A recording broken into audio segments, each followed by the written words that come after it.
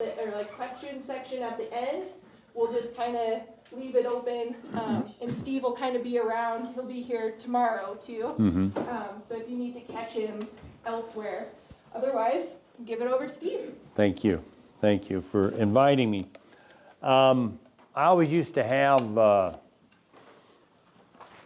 styrofoam cup or something that had this little bit of a wedge shape to it, and used to call this talk Whirls, Swirls, and Curls. Well, one day I had a red Solo cup in my hand, and that's how it got the name. Now, Toby Keith just died a couple days ago. I think he's the one that sang that song. So, how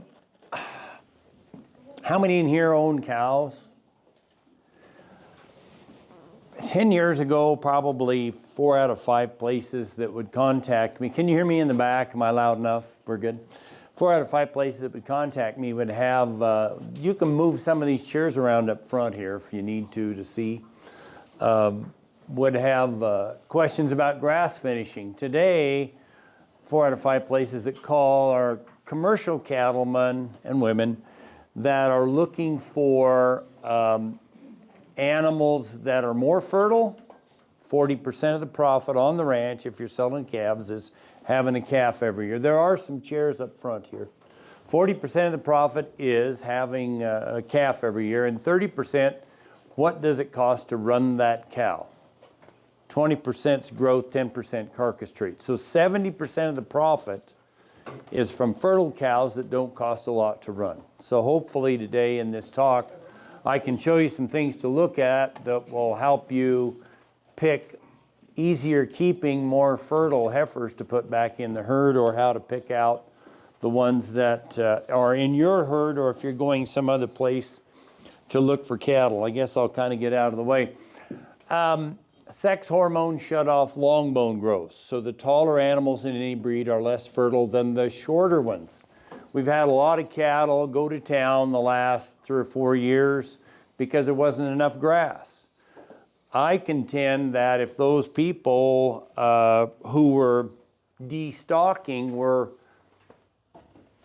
knew what the average frame score on their cow was before destocking, and they knew what it was now, that the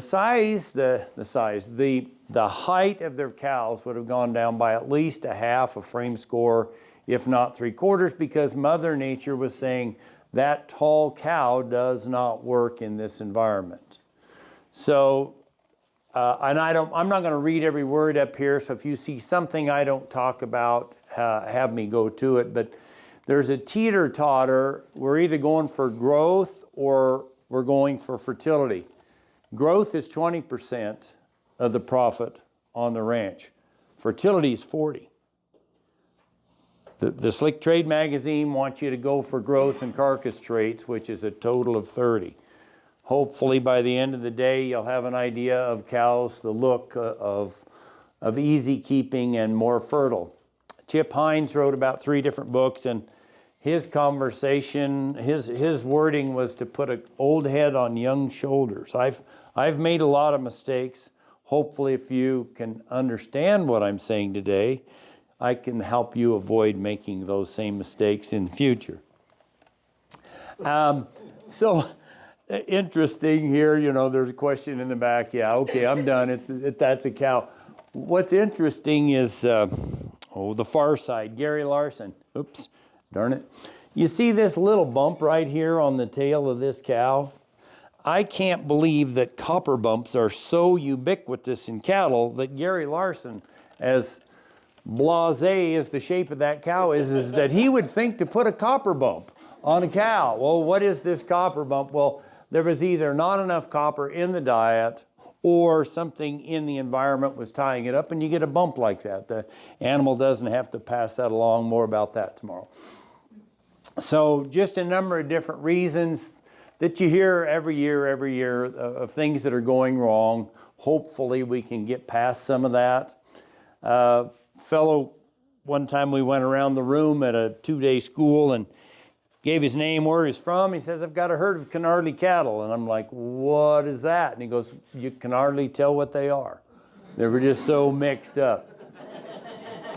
So I'm going to make a lot of generalizations, and what I want you to think about is everything else being equal. If we held everything the same and we were going to talk about this point on the pole or where the adrenal hair whorl was or the size of the cannon bone, if we left the rest of the animal alone and we were only talking about that one thing, this is the kind of influence it would have on that animal. I do like questions, so if I'm going too fast, I'll slow down. If you have questions, we can go back to look at some of these things. It depends. Every zip code's different. I had a cow there at home, good cow, but I had too intensive of grazing. I could not keep her from getting too fat. And I took her to western Wyoming where it was 125 acres for a cow to make a living, and she kind of got her mojo back after a couple of bad calves and was back to having great cows. But I literally could not feed her little enough to keep her fertile on my too easy of grazing. So the stallion gives the type, and the mare the health, more kind of on the mare the health tomorrow. First time I ever worked with Joe Fry, day one we visually sorted through 1,400 cows and picked out 275 that might work for a meat program. Next 2 days we linear measured and ultrasounded those 275, and 50 more fell out. So all of those cattle that fell out, they wormed before they turned them out. The 225 Gerald wanted in this program, you couldn't worm them, you couldn't give them any shots. And the rancher called Gerald up. Well, they ran them in separate herds. He called Gerald up 3.5 months later and said, I just sold 900 of those cows you didn't like because I could see all they were going to do was cost me money. The rest of their life he had to start feeding hay to the other group, but not the keepers. A fellow from Kentucky sent me this. So there's a lot of things like, let me try this. If you've got a hump in the back of the cow from the shoulders back to the hook bones, okay, there's a 2 or a 3 inch hump. That's a classic cadmium toxicity. Look, you've got 100 cows and you see 3 of them with this hump. They're your miner's canary telling you that there's something wrong. You've got cadmium coming in either through a mixed mineral. There's another chair or 2 in here. If you want to come in, I sit on this table over here or whatever. Here's another chair over here, another little table in the corner. Yep. Where was I at? What was it? Oh, the cadmium. So either a mixed mineral, a lot of the minerals out there, 95%, they might have a good formula, but they don't pay attention to where those minerals originated. More of this tomorrow. But anyway, if you've got that hump, you know that you've got a problem with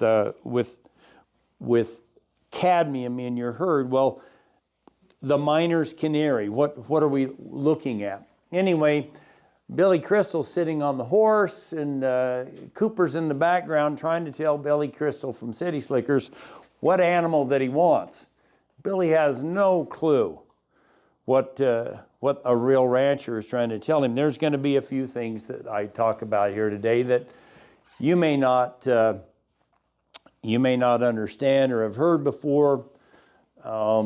Anyway, we'll just kind of keep going with that.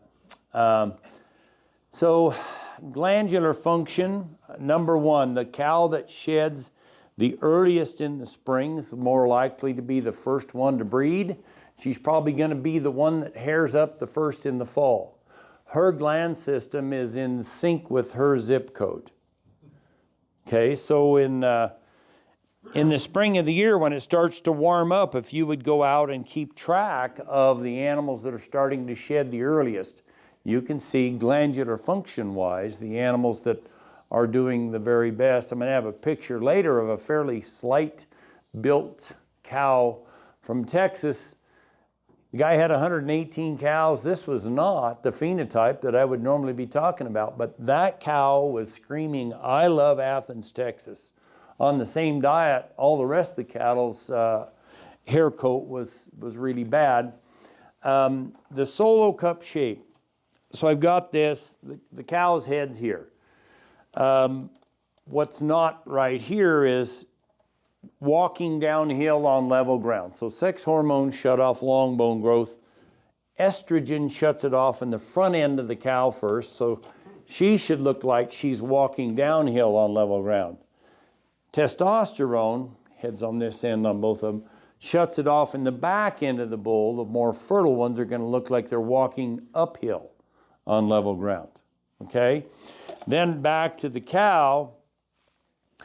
The bigger the belly, we've got to have the slope going down to the back, wide butt, and slope from hooks to pins.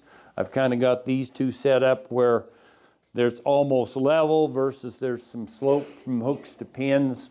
More on that in a little bit. I guess I feel safer on this side. Maybe it's... I won't go there. Anyway, and then butterfat indicators. The more butterfat a cow is producing, the more fat she can put on her back, the more marbling there'll be in the offspring, the more tender the meat. But we're trying to get a cow that can maintain her body condition through thick and thin. Saw the pictures this morning, Cooper, where the cows still had snow on their back. If you went out in the morning at 10 o'clock, it has snowed overnight, and you've got half of your cows that are steaming and the snow's melted off their back, and there's the other half have a lot of snow on them. Well, common sense would say the ones with the snow have the most back fat, the most insulation. And the ones that are melted off are the ones with the least indication. So shiny, early hair, early shedding, big thymus. I'll have a picture of that here in a little bit. And then this home field advantage, I guess I don't have that book out, I'll be tomorrow. Fred Provenza, that's what he calls it. An animal will never perform as well unless you take them to a higher plane of nutrition. An animal will never perform as well on any other feed other than what mom was eating while they were in utero and what they were eating at mom's side. So the home field advantage, if they were born at your place.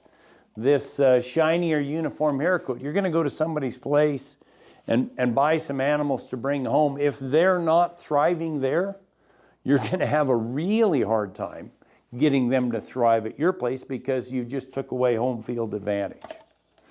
Questions? So the shape of the rump of this cow, it's rounded down, kind of like the pelvis on that side. There's some slope from hooks to pins. Oops, that doesn't work. The hooks are up about this high. Cooper, what was the name of the bull from Africa?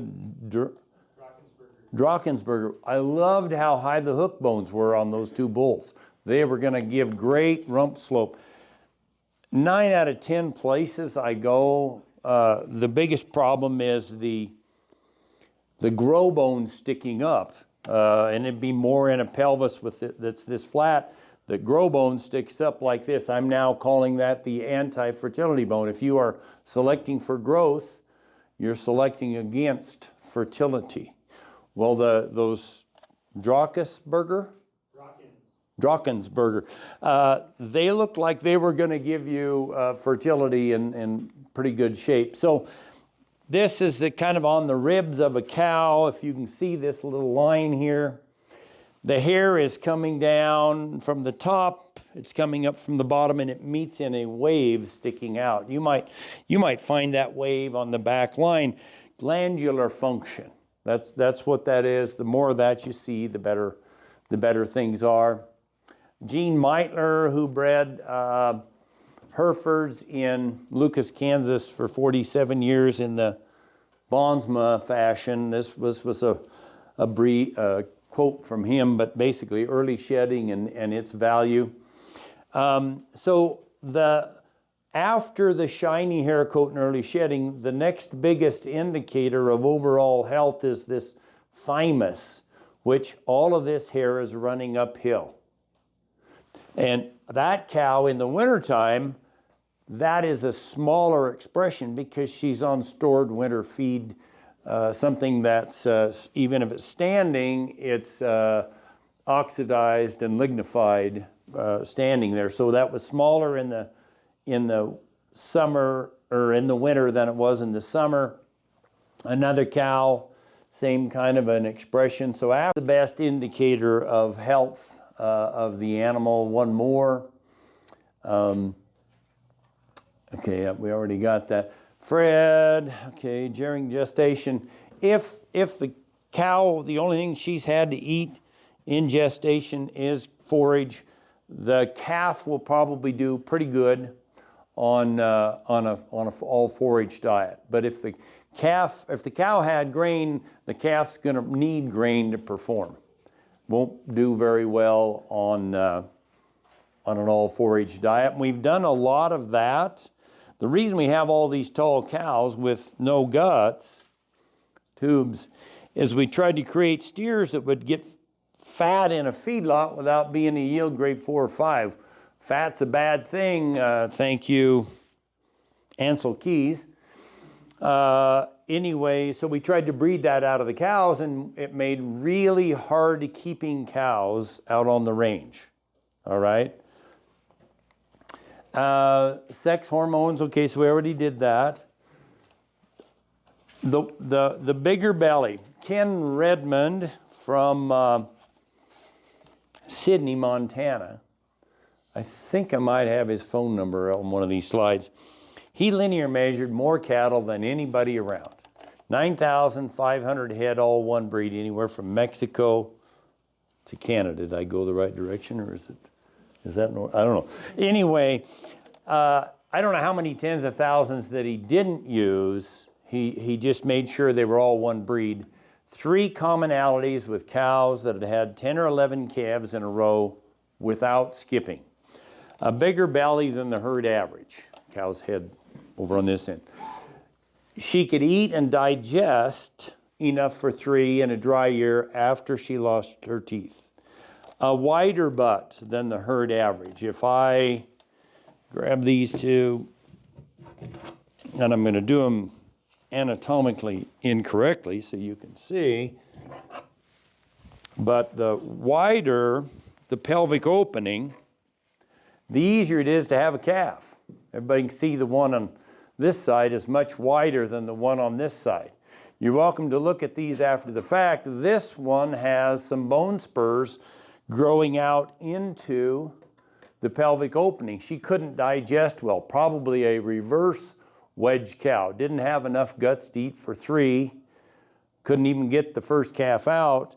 And then on her, the hip sockets are all but perfect, where the old cow, the wide one, they're worn out the back side. So she probably died of old age after 10 or 12 calves. Did everybody get the width of the pelvis? So a wider rump on that cow is calving ease and fleshing ability, the ability to gain weight from calving until you put the bull in. And then slope from hooks to pins. So I called Ken about that slope from hooks to pins, and he gave me all the usual suspects, excuse me, but not the one that I was thinking about, which is if that pelvis is draining back into the cow, would you just hold that in the air like that, about like that? Well, let's tip it this way. Okay, so if that tail process, if the grow bone raises up, and this is the vulva, typically you get a slope, forward sloping vulva, and there's manure on there when the bull shows up. Well, he takes in foreign material, the pelvis is sloping back into the cow, she gets cystic ovaries and can't breed back, whereas the more slope there is from hooks to pins, the more that anything foreign, well, the vulva was probably vertical anyway, but if something foreign went in, it could drain back out of the cow.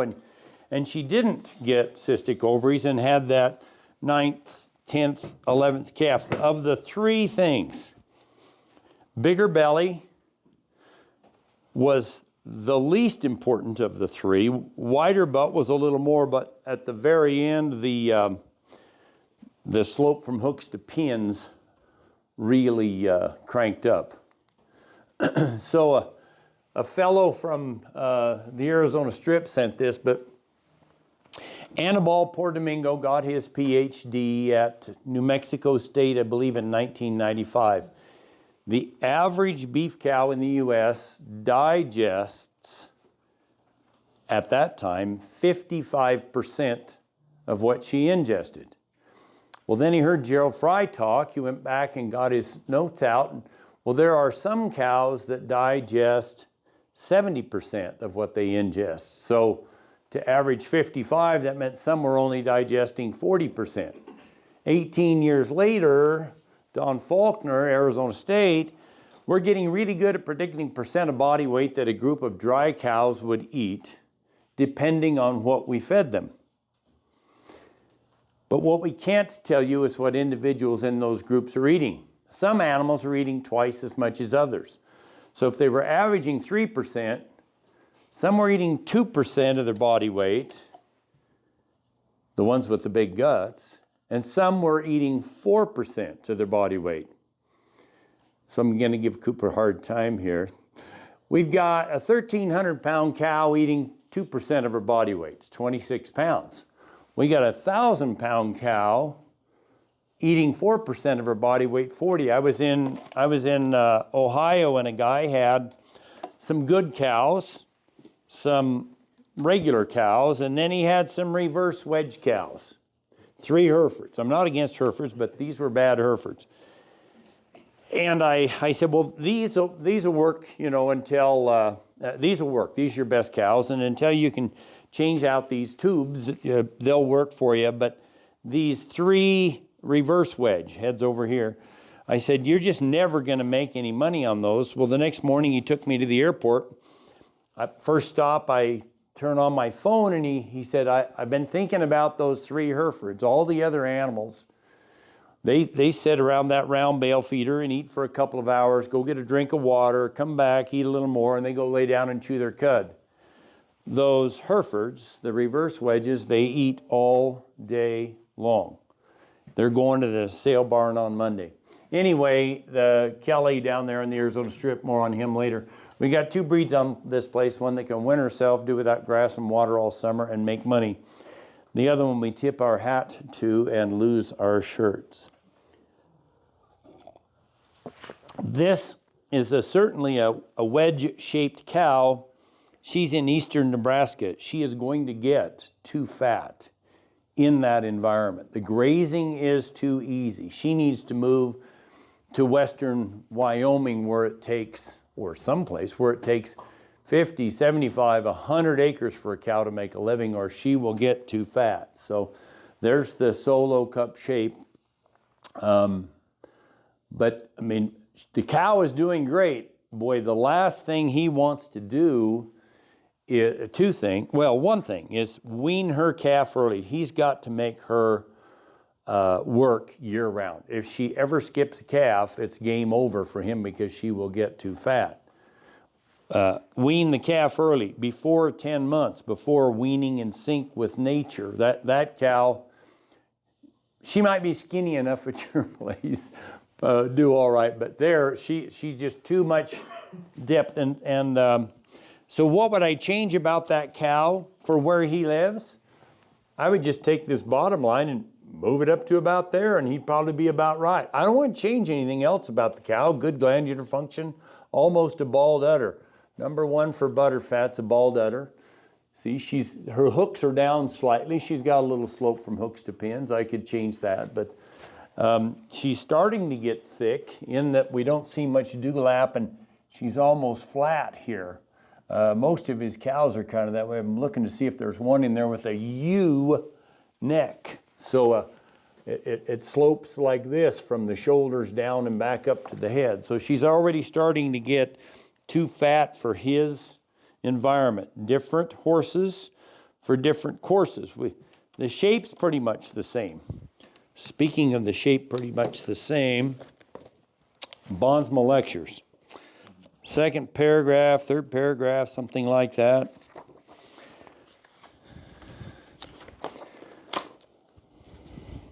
I could have been prepared. Collected pictures of many high-producing dairy cows of all breeds. Silhouette tracings were made of these various animals' pictures, and all were either reduced or enlarged so that they were the same size. The remarkable fact that emerged from this procedure was that all the silhouettes had exactly the same conformation.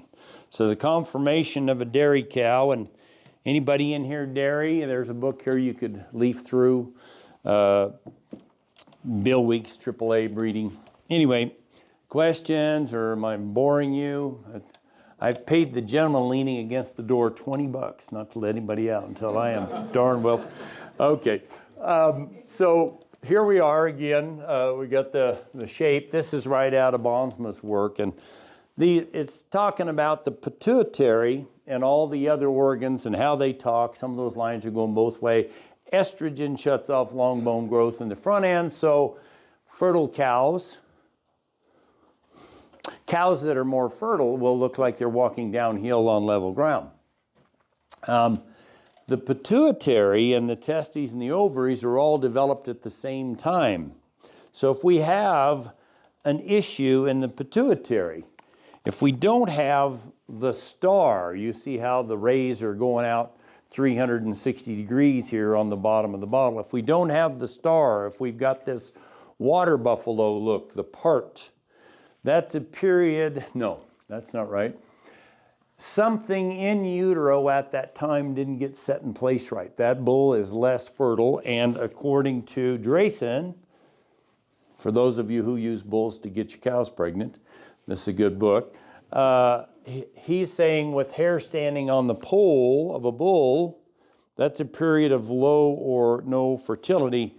I think this deal, and it might be in here, I've had to take a bunch of stuff out, but that's about 10% less motility in that. I wouldn't use him. Now this cow, she was actually pretty good shape, but that part in her face is saying, there's a problem. Somewhere in here, I'm going to disappoint you down the road someplace. So that, is that the biggest negative to look for? No, but it is a thing. There's some stuff there. One thing, and again, we're back to Drayson, the darker hair on the front half and the bottom half of the bull are showing you that he's producing a lot of testosterone. Now, these lines are not going to be quite fair because he's actually standing on a slight incline and she is standing on a slight decline. They're not quite as sloped as they look in that picture, and I apologize, but those were the two pictures that I had. So the pull of the breed kind of gives us this, you know, for the feedlot system. A decent cow, she's got a ewe-neck, a lot of dewlap here, ewe-neck, adrenals there, lots of vertical folds. After a bald udder, the vertical folds are the second best indicator of butter fat. Anybody in here direct marketing meat? Okay, so if you hear me say butter fat, think tender meat. Okay, won't go too much further. She has a little bit of a raised tail process. Her biggest problem back in the back end is her hook bones are down. We lost 2.5, 3 inches of rump slope because the hook bones are down from the backbone. We need those up, and that's why I like those two bulls from Africa with the hook bones are up level. She actually, you don't see this very often, but this cannon bone in the rear, you see kind of a darker little area right here. If I took my hand and went like this, and you're looking at my hand, that indentation in the outside is an indicator of a lot of butter fat in that animal. You don't see that very often. So no reason to get rid of her other than she's walking uphill. Okay, less fertile. She could be a better cow than she is. Bred to a really good bull, you know, her daughter be better and maybe her grandson would be one you'd want to keep. There's good stuff, but she's going against what we're looking for. Generally, we've grown these animals up to be the wrong thing. It has surprised me how many dairies I've been to in the last half a dozen years where at least a quarter or more of the dairy cows are walking uphill. They are very infertile. Steve, the ewe-neck, yes. Good, bad? No. We want a bull with a crest. We want a cow with a ewe-neck. If they get too flat or if they get a crest, they're too masculine, they're less fertile. Fertility is 40% of the profit on the ranch if you're selling calves. Easy keeping, big belly and butterfat are 30% of the profit on the ranch. Good question. What am I doing here? Okay, so I kind of went through that. We'll go on. So Michael McDonald, another PhD, he worked with Ken Redmond early on, and then he went in a different direction. And he's the one that gave me the information about profit, 40% was having a calf every year. Well, if you only wanted to measure two numbers, you'd measure the length of the rump, and then you would measure the width of the rump down here at the stifle. The wider it is in comparison to its length. So we're looking at the back of a cow. What is her aspect ratio? Is she 30% as wide as she is tall? Is she 40% as wide as she is tall, which is what you'd like? Is she 45% as wide as she is tall?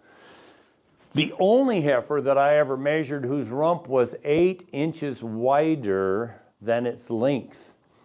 When she calved at 2, I came back from irrigating, I see the water out, I grabbed my breakfast, I went upstairs, I'm looking down on the field, I see her lay down, calf's out, I check, 7 minutes.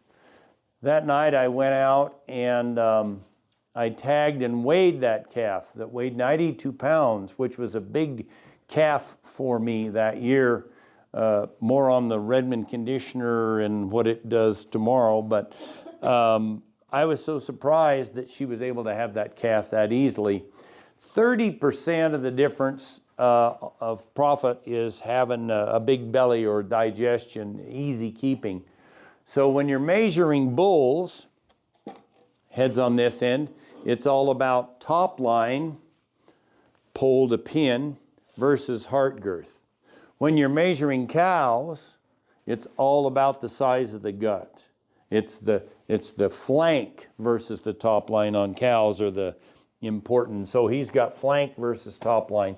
20% growth, 10% carcass traits, and that's where industry money comes from, is this part down here, and that takes money out of your pocket. My goal is to keep the money in your pocket.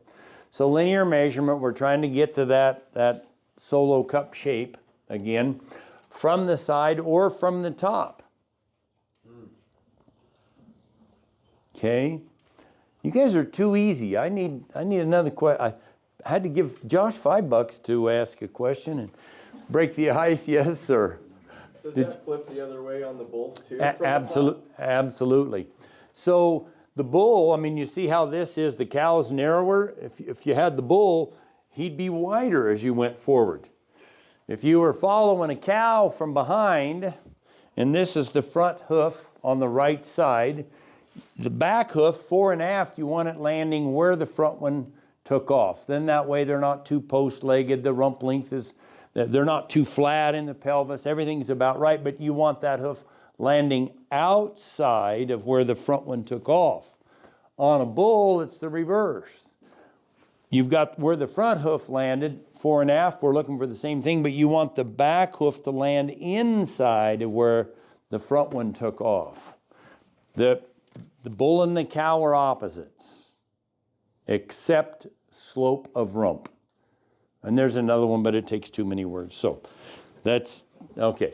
Good question. Yes, ma'am. This kind of goes back a little bit earlier when you were talking about the hump in the back. what can you do just a mineral? Redmond conditioner and calcium will help, except we've got to shut the water off on the kitchen floor first. We've got to find where the cadmium is coming in and stop feeding the cadmium. First thing cadmium does, this is tomorrow's stuff, but it screws up the cow's ability to regulate internal body temperature. So she's too cold in the winter and eats more. She's too hot in the summer when the bull shows up and doesn't breed. Okay? Good question. Show up tomorrow and we'll get there. So there's a cadmium hump. Oops. If you can see this hump in the back is a cadmium hump. Fertility, adaptability, and maintenance costs in mind. The better our soil, or the better our mineral program to get us through until our soil gets better, the better we're going to express the genetics you already own, but that's kind of tomorrow's talk. Some animals are eating twice as much as others. So back to the average beef cow in the U.S. digests 55% of what she ingests. And we could plug a different number in, but I can't remember. I guess I didn't put it in there. $454.54 to feed that cow. If she was and let's just say that's this cow, the one that's the tube, is 55%. If she were the red solo cup cow and left on for 10 months to develop villi in the rumen, and more on that in a minute, look at how much less she eats.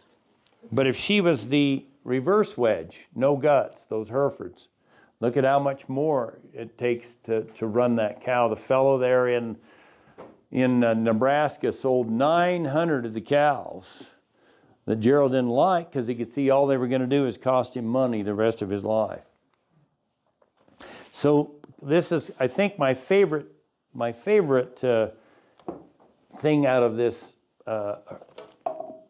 book by Drayson. What I want to show, well, let's show the angle, the slope of the, and you can see it over there, slope from hooks to pins on both of those. But I guess I want to back up. If we were to stretch hide over these, they'd look pretty much the same except this little thing on the end of the tail. But look at the cross section of this tail versus this tail. So Jameson, when I was your age, maybe a little older, an older fellow told me that a broom-tailed cow was more fertile. And I'm thinking about the part of the broom that's on the ground. He might have said a broom-handled tail, and I didn't pick up on that part. But boy, when I saw this, a broom-handled tail is more fertile because there's only place for that thicker tail to go is down into that pelvis. We just took up part of the pelvic opening there. So Bonsma drew it and put the dotted line here.